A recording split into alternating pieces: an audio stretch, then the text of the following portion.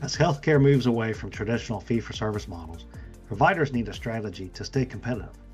That's where Strategic Healthcare Partners comes in. We offer expert consulting and ongoing management oversight for providers looking to form an accountable care organization. From financial feasibility analysis to helping you choose the right ACO in a crowded market, SHP provides the clarity you need to make informed decisions and transition to value-based care. Learn more at shpllc.com. Welcome to Beyond the Stethoscope, Vital Conversations with SHP. I'm your host, and I'm joined today with my co-host, Jason Crosby. How are you doing, Jason? Hey, Aaron. Good morning. Good morning. So in this episode, we're going to follow up with our third part of our series, What If Your Healthcare Provider Went Bananas?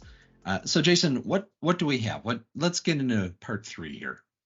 Yeah, so I know last week you and I talked a lot about that initial part of engagement from the fan's perspective or our industry patient and how we engage with the team member, or in our case, the scheduler, front desk, staff, and that sort of thing. And so thought today sounds like we'll get into a good transition of, okay, we're inside the stadium. What's the secret? What's the magic sauce, as you put it, right? That has us engaged.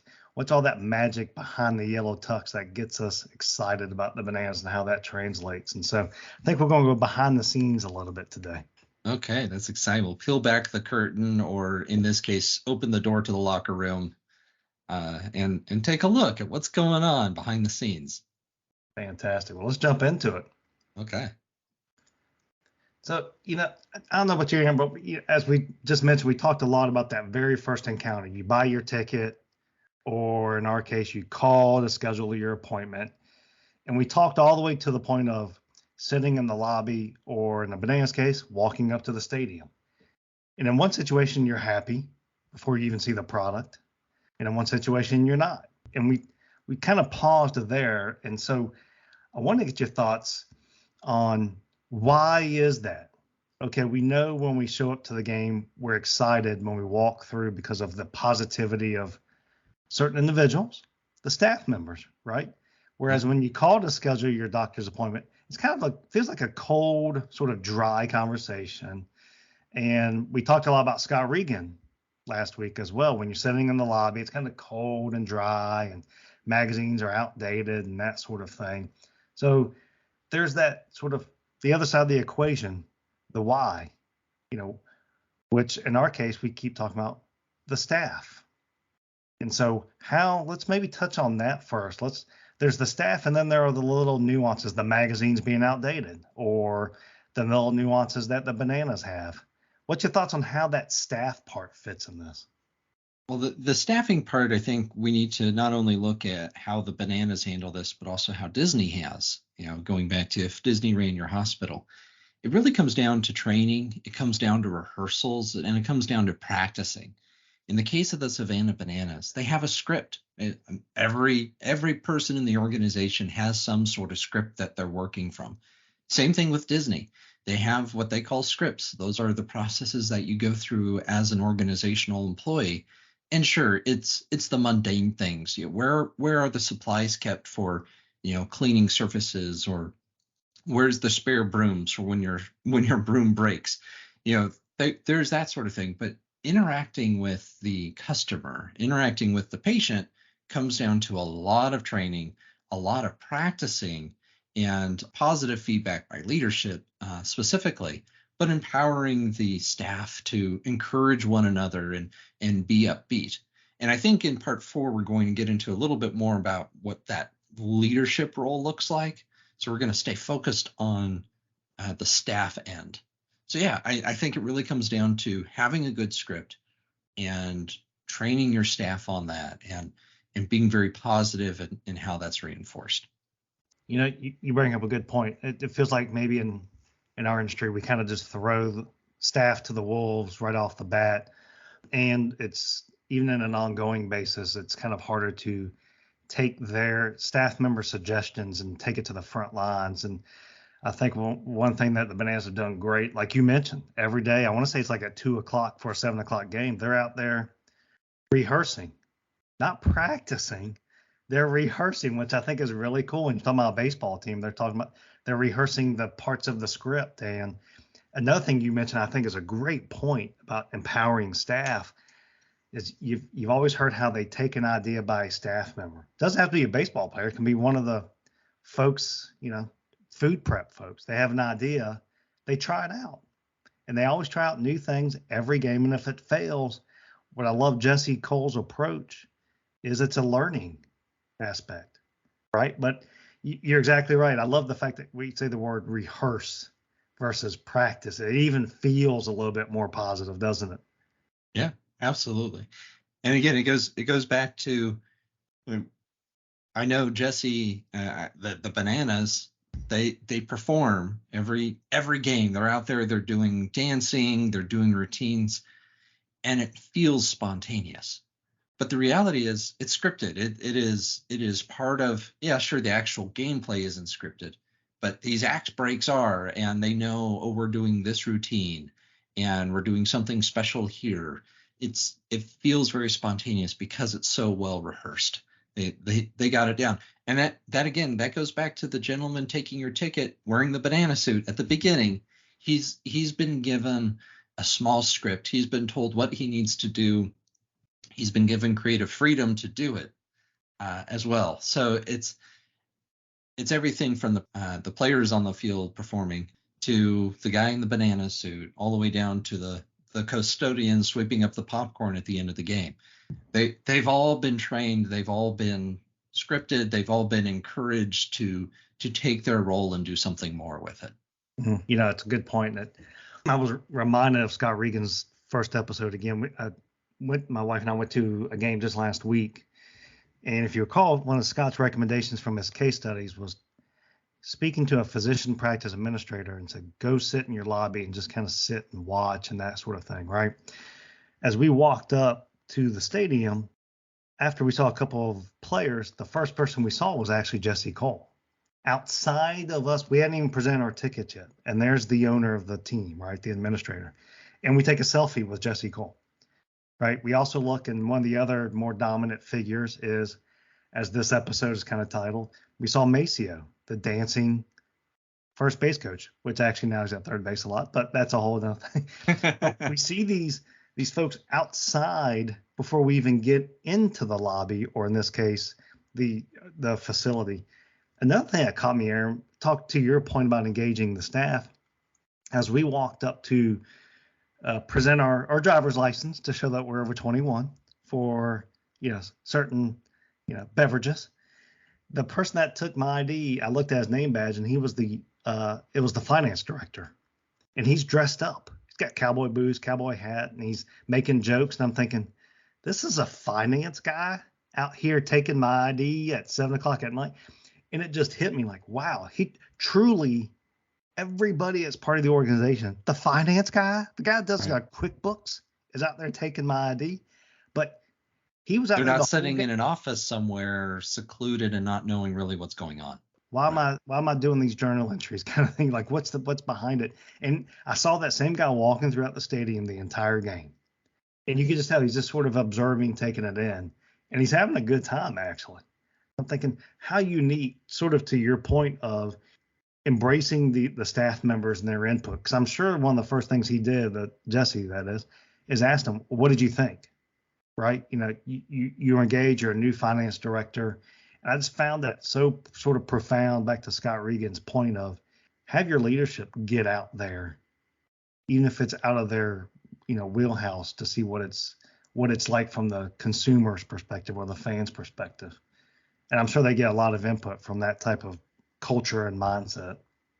Yeah, no doubt. I think the getting out there, you can see problems before they happen. And I'm not saying a Bananas game or Disney, everything fires 100%.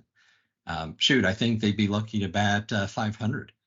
But they're out there. They're there to head off problems as soon as they see them, or even before they arise.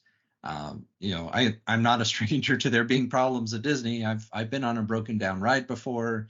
I saw somebody getting a little too, shall we say, enjoying too many banana beers at a game, and it was all handled professionally. And that's the key there. So when things do go wrong, when the wheels do come off, leadership is right there in the trenches. They can respond very quickly. And again, back to the staff, we've talked about the dancing first baseman. There's guys on stilts, and then there's the other aspect. While those types of figures, the nanas, the dancing grandmas are out there, the dad bod cheerleaders. There's so many kind of staff type of folks that are engaging you outside. Again, it's outside the product, which is the baseball game on the field. You walk away more excited and positive about the experience. Probably 89% of the reason isn't even on the field, right? And then some of the unique ads that you've talked about before. One of the first things we did, I walk in, I know I've got to get me a banana beer. My wife's going to want a slippery banana, right? Just unique beverages, and we're, not that we drink a lot type of folks, but it's unique. It's part of the experience, right? And again, we talked about before, you buy your ticket, you're going to get your bag of food, as they call it. You get your paper bag and you fill it up with whatever hamburgers, hot dogs, potato chips, cookies, and all that good stuff. And it just makes it part of the experience that you walk away with. Back to our triple lane correlation, it feels like you're getting quality and value for that $25 ticket, the entertainment, but also you're getting the food and the beverages and that sort of thing. And so there's a lot of quality behind that magic, to your point before. Well, so let's tie this into a practice or a hospital, and let's think on what, and again, without going too far into next week's episode, I think the onus on the organization is to find their banana beer, to find their slippery banana, find those things that make their organization unique and really capitalize upon it and make it a plus part of the experience. The MacGuffin, as it were, to borrow a phrase from film, is the thing that your hero wants to get, but ultimately at the end of the day, it's kind of window dressing on the main story.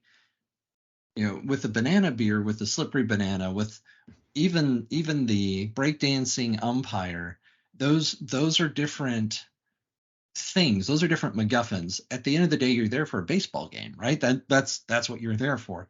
So a patient is there for healthcare, an appointment, a visit, a trauma encounter. What are the banana beers? What are the breakdancing third baseman or first baseman, whatever role he's playing now? What are those things in your organization that you can leverage to make yourself unique and make the patient experience better? Yeah, that's a good transition point. I know we're going to wrap up here. A lot of the sort of extras you're reading about, for example, virtual reality instruments during procedures, everyday habits. What can you tell your patient? We know you're here for hurt arm, shoulder, whatever the case may be, but here's some everyday little habits that may help you there. Or art therapy programs is another common sort of extra value add. So to your point of, okay, you got banana beer, slippery banana. Well, what can you do in healthcare besides simply updated magazines? Right? What's helpful to me on random days to help with sort of holistic care that you walk away with that positive experience in healthcare? Right. Or, a TV that is 90% ads for medications now. What are those pluses? What are those things that you can add that make your patient experience plus sized? And that's obviously up to each organization to discover what that is. But I think we'll talk about it next episode, it comes down to leadership and being out there in the field, being out there with the staff and really understanding what the patient experience is. Jesse Cole has definitely understands what the fan experience is. So next episode, a new little twist to the title. What if your healthcare employees wore their yellow tux? If you know anything about Jesse Cole, then you know about the yellow tux. But it's more than just an outfit. It truly is a mindset. It's a culture establishment type of thing. So next week, we'll dive a little bit more into that leadership aspect. Anything to wrap us up this week, Aaron? All I know is I'm going to go buy a banana suit. So That's right. And a 6-pack of the banana beer. All right. If you can find it. If you can find it. All right. That's right. Good discussion. We hope everybody enjoyed it, and we'll pick back up again next week. Have a good day, y'all. You've been listening to Beyond the Stethoscope, Vital Conversations with SHP, a production of Strategic Healthcare Partners. For more information about our podcast, including back episodes, show notes, transcripts, and more, visit our website at shpllc.com/podcasts. And I know you've heard it before, but please consider rating our podcast in your favorite podcast app. It helps make others aware of the show. And our podcast wouldn't be possible without our wonderful team of folks. Editing and production assistance by Nyla, Wiebe, and myself, Aaron Higgins. And your episode hosts are Aaron Higgins and myself, Jason Crosby. Our social media coordinator is Jeremy Miller. Our executive producers are also our principals, Mike Scribner and John Crew. For more from SHP, consider following us on social media, including Facebook, Twitter, and LinkedIn. And as always, thank you for listening and have a great, wonderful day.